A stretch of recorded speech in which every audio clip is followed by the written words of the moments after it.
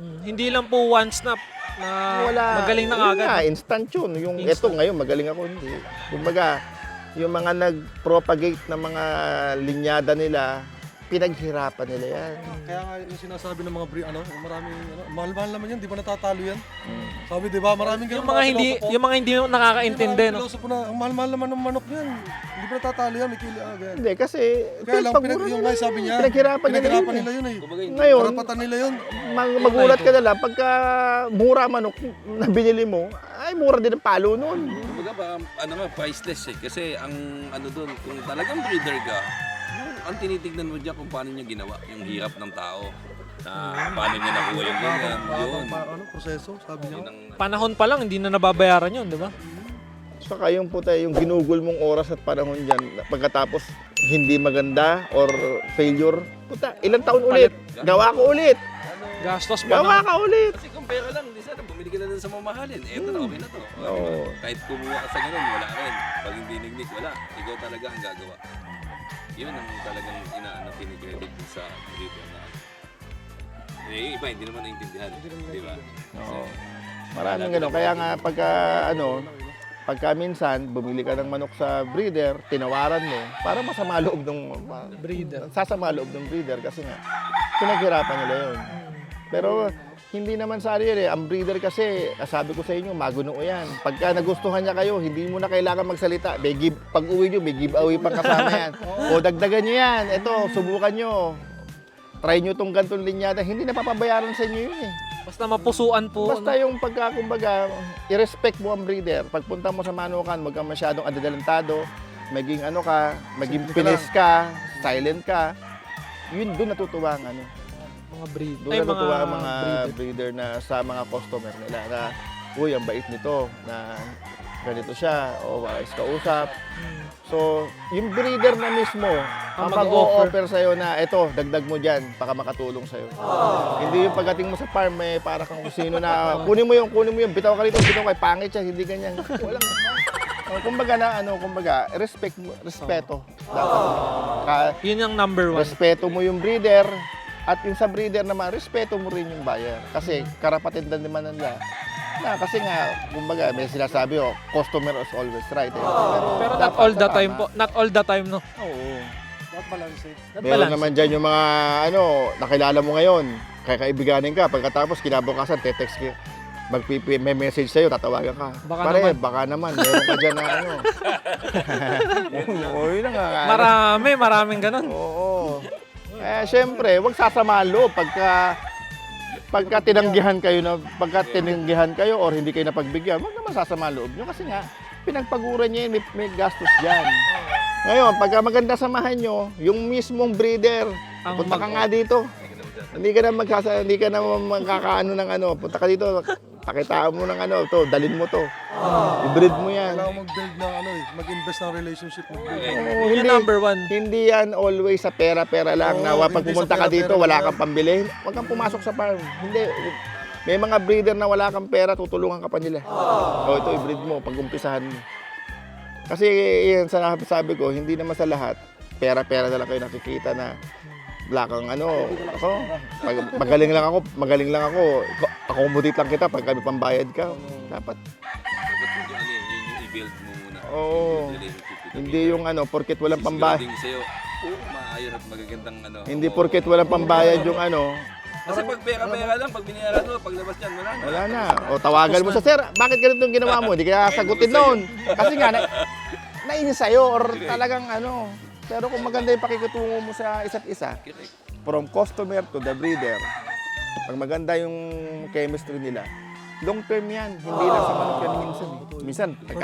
Minsan personal na nga lang. Personal yan, nagkasama nga negosyo. Minsan, kukunin ka pang ninong, mga ganun. Pamilya. Basta maayos kang tao. Basta maayos kang tao. Pero wag yung pupunta ka dito, hihingi ka ng manok, hindi ka pinagbigyan. Kakalat mo, walang yayon. Damot nun. Tayo na, mingi ako manok, hindi ako binigyan. Damot nun, walang kwentang tao yun. Yung mga ganun, di ba? Maraming ganun talaga. Pero yun yung mga hindi nakakaintindi. Kumbaga, as a farm owner, ikaw na lang mismo iintindi ron sa mga hindi makaintindi. Bilang pangunawa.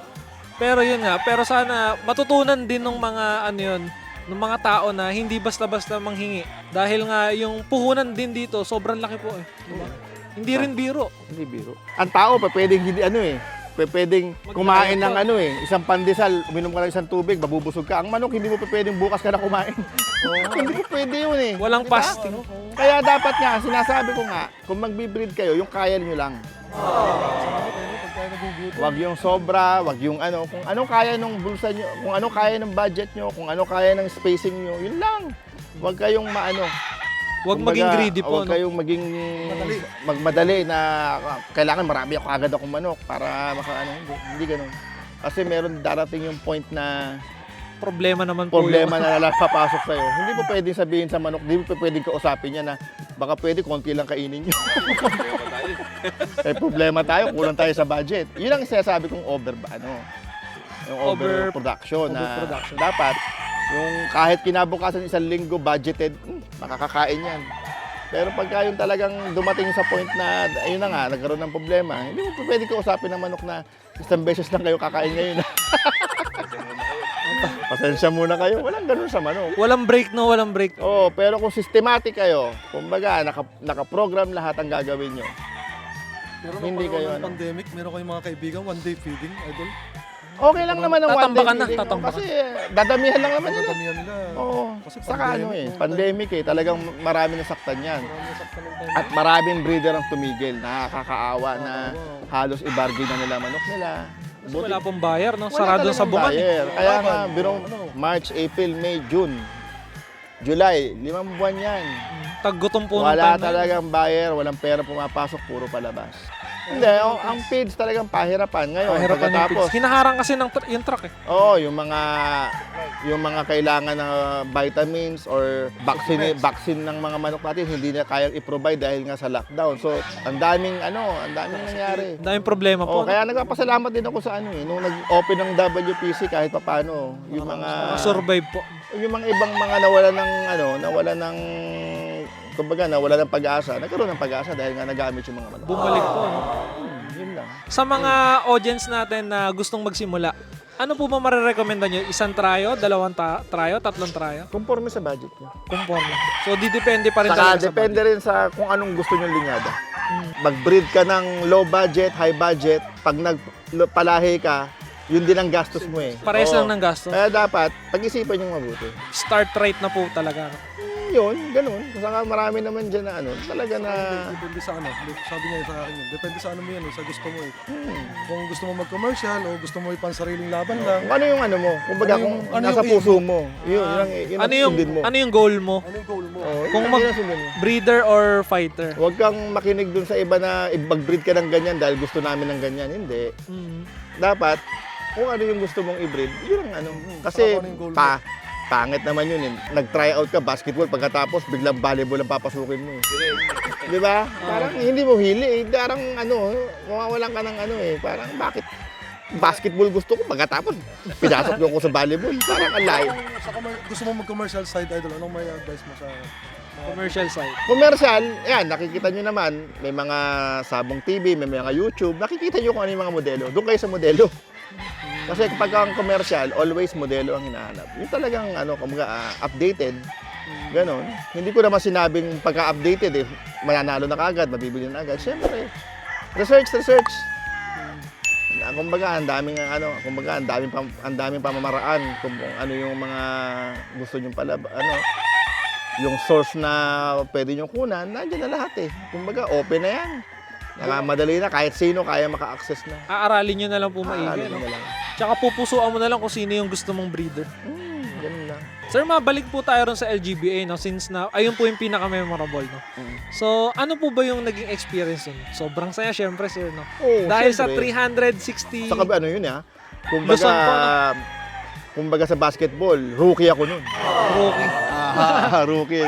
Rookie yun. Rookie. Underdog po, underdog. Underrated. Underdog. Underrated. Lahat ng klaseng under nandun. Ano bang under? Maraming klase yan eh. Maraming lang. Ayun, kaya. Super rookie. Kaya kumbaga, na-overcome mo yung mga, na yun, biro mo, from semis to final. Elimination hanggang Natalunan, sa sir, no? Saka nga sabi ko nga sa inyo, Ang sabong up and down lang yan. Pag panahon mo, season mo, mahirapan sila. Kumbaga, nakapik ka.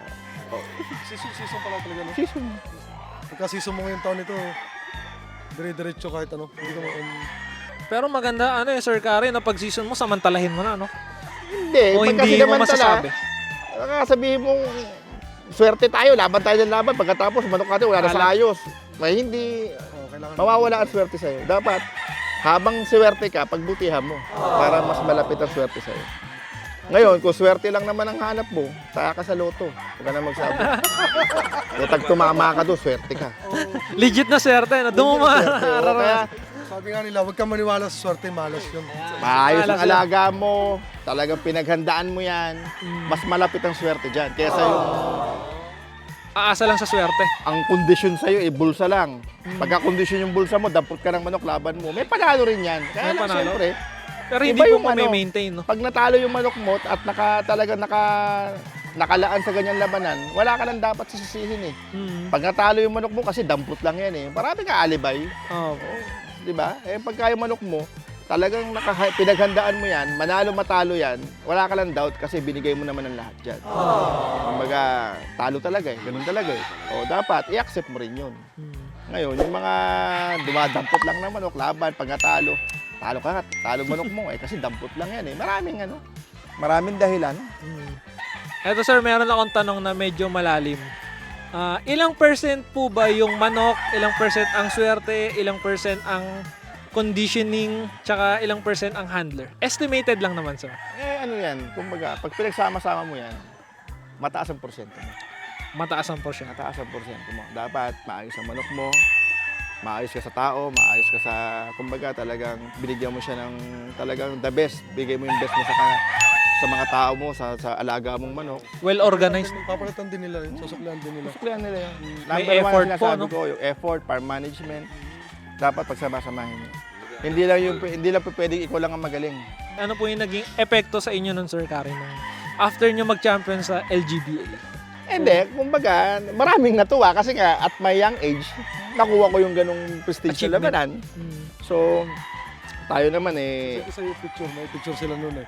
tayo naman eh, kumbaga, hindi, nag-champion tayo, timano, akala natin sa sarili natin, mataas tayo, hindi. Dapat, same ka pa rin kung ano ka yun. Kasi pagka yung talagang, meron dyan na pag nag-champion lang sa ganito, puta, pag nagpunta Iba na sa po bunga, maglakad, iba na no? maglakad. Puta, suplado na. Varsity Hindi. na po maglakad, no? Mas Varsity na. kaiinis ang kanon. Dapat, pagka nag-champion ka, pag may nakasalubong ka, boss, ang galing ng manok mo, thank you po. Puro ganun lang. Eh. Kasi nga, yung mga idol nga natin, pag nagcha-champion sila, kung ano yung itsura nila, nakaganon pa rin eh. Simpleng-simple. Oh, mga big boys na yan, mga big names na yan. Eh tayo pang puta, hindi naman tayo big boys na pag nag-champion tayo. Kala mo kung sino. Oh, tinalo ko yan, oh. Tinatalo ko yan eh. Oh, walang ganun. Eh, ganun ba? Walang ganun. Yan.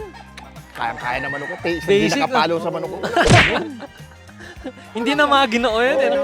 Mahal-mahal ng manok yun, oh. Tanga na, isang palo lang ng manok ko. May mga Oh, wala, may mga ganun pa. Sa akin nga, di makalusot yan eh. May mga ganun pang mga term eh.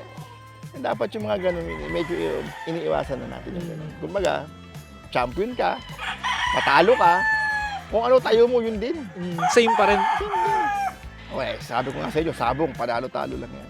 Wala nakaka-dominate ang sabong. Pwede ngayon, champion ka, bukas, zero ka. Ganun lang naman. Saka dapat, tumatanggap ka ng Pagkatalo. pagkatalo. Hindi yung yung iwasan natin yung magiging hard loser tayo. Pag natalo tayo, marami tayo sinisisi. Mawawalan ka ng mawawala yung team mo sa'yo. Dapat, pag natalo ka, usap kayo. Ano kung mataas tayo natalo? Ganito, ganyan. So, usap-usap kayo, meeting Kami nga, kayo. minsan naglalaban yun si Idol eh. Siyempre, nakabangan naman yung mga laban. Di, habang naglalaban, siyempre, minsan may masama talaga ang score, dumadating talaga. Chat ko siya, Idol, ano kaya nangyari doon? Sige, mamaya i-analyze natin. Yung mga ganon. Analyze. Inaaral talaga. Oo, mamaya i-analyze natin. Hindi yung matalo ka, sisihin mo kagad yung handler mo. Ano ba ginawa mo sa manok? Sisihin mo yung mananari mo. Bakit ganun ang taray mo? Bakit pinalo naman ako, hindi nakasugat? Ganun ba? Mawawalan ka ng team. Mawawalan ka ng team. Dapat, pagka meron kang alam na medyo mali, kausapin mo yung handler mo. Ano bang ginawa mo? Ganito, boss. Ganyan. O sige, susunod, adjust tayo. Ganun dapat. Hindi yung puro sisi. Pagka natalo man, puta, ano ba ginawa mo? Murahin mo na kagad yung tao mo. Siyempre, makakasaktan yan. Kasi may puso rin naman ng mga tao. Kaya dapat, teamwork. Ang daming dapat i-consider, no? Para tumagal ka sa pagmumulok, no? Hindi biro Hindi talaga. pwede yung mahina yung loob mo, yun, no? Ang dami mo dapat i-consider. Ang dami, sobrang dami. Ano, tao, lahat, farm, management. Maraming factor. Sobrang dami mong kailangan i-handle bago ka maging success, no? Hindi yung gusto mo mag-breed, breed ka na agad. Hindi mo kaya mag-isa. Walang breeder na isa lang mag-isa lahat. Kaya kailangan Yung sasabi, buuin mo one-man yung show. team mo bago ka sumugod. Sasabi, one man Pagka show. buo na yung team mo, nakabuo ka na ng team, sumali ka na sa liga. Ganun lang naman eh. Hindi mo naman kayang Michael Jordan ka, 5 kalaban mo na maliliit, tatalunin mo. Hindi. One-man team. Walang one-man team. Always teamwork. Teamwork talaga. Walang ganun. Mas malakas kasi pag madami. Oo. Saka yung kumbaga, yung talagang nag-jive kayo, yun, ang maganda. Kumbaga, yun nga sinasabi ko, pag lumaban kayo, yun talaga nakahanda. Nakapokus dapat kayo sa laban nyo. Hindi yung, lega na, laban na tayo, ganun din yan. Swertihan lang. Hindi kayo tatagal sa sabong. Lalo pa naman yan, nakapo. Wala nang ano na hinihintay mo lang na kondisyon yung bulsa mo, laban ka na agad. Parang yung mga kaibigan ko dati sa Bagak, yung mga backyard na, siyempre yung mga nakatali ka din. Pag nagkatuwaan, laban. Hindi, inom muna ng dalawang Red Doors. Pagka nakondisyon na yung hugot na ng manok. Pag mainit-init na yung katawan, bunot na. Kaya ubos, laging talo. Ngayon, di na pwede. Umulit yung patay. Yung ang hinamdam mo yung sobrang tagal talaga selection mo, grabe. Saka ano, Pa rin time na wag yung i-underestimate talaga yung kalaban nyo. Kasi Kailangan paghandaan pa rin po talaga. bigay nyo yung best nyo. Yan. Kasi ang kalaban nyo, ganun din ang ginawa eh. Naghanda rin po. Naghanda rin yan. So, Sir Kari, tingin nyo po, estimate nyo lang kung sino ang top 1 sa larangan ng pagmumanok. Or pwedeng wala, di ba? Kasi hindi rin naman. Pero yung tingin lang top natin. 1, Top 1. parang wala eh. Wala Marami talaga. sila eh. Marami, no? Marami Kumbaga, sila. marami po sila sa taas, no? Marami sila. Magkaka-level na Kumbaga, ito magaling sa ganitong linya, ito magaling sa ganitong linya, ito Kala magaling sa ganun. season nga Kumbaga, kasi. hindi mo, Season. yung comparison, hindi mo Ang hirap. pwedeng ilagay sa isang tao eh. Kasi meron sila iba-ibang porte. Ito magaling sa ganto niya. Oo, Ito kumbaga, magaling ganto niya. May kanya-kanyang lakas po, no? Tapos lahat sila umi-score kasi nga lumalaban sila. Pag naka-season sila, i-score sila. Pagdating na susunod na taon, si number 2 naman yung naka-season. oo, Ito naman walang si ganun. number one. Kumbaga, roller Ganun coaster eh. yan. Walang top 1, walang parang top 2. hirap. Talagang ano yan. Mahirap timbangin, Every no? breed, Oo. every breeder, talagang pinag-aanohan nila, pinagbubutihan nila taon-taon. Oo. Kasi ayaw nila mawala sa sirkulasyon eh. Kaya lahat yan, talagang kung ano yung pinaka-the best, yun ang ginagawa nila. Wala yung ano na ito, number 1 ko to number 2 ko to. Saka Wala po. saka sabi nga, ang dami talaga silent. Dami. Marami yung tahimik na Na magaling, no? nakikilala. Tingnan mo yung ganto, tingnan mo tong ganto. Ganun pa yan. Totoo nga, no? Oo. Sa kanila galing yung mga ano niya, nilalaban yan. Yung mga ganun ba? Kaya lang, hindi sila maingay, hindi sila titibo. Isa sa silent doon si Sir Kari.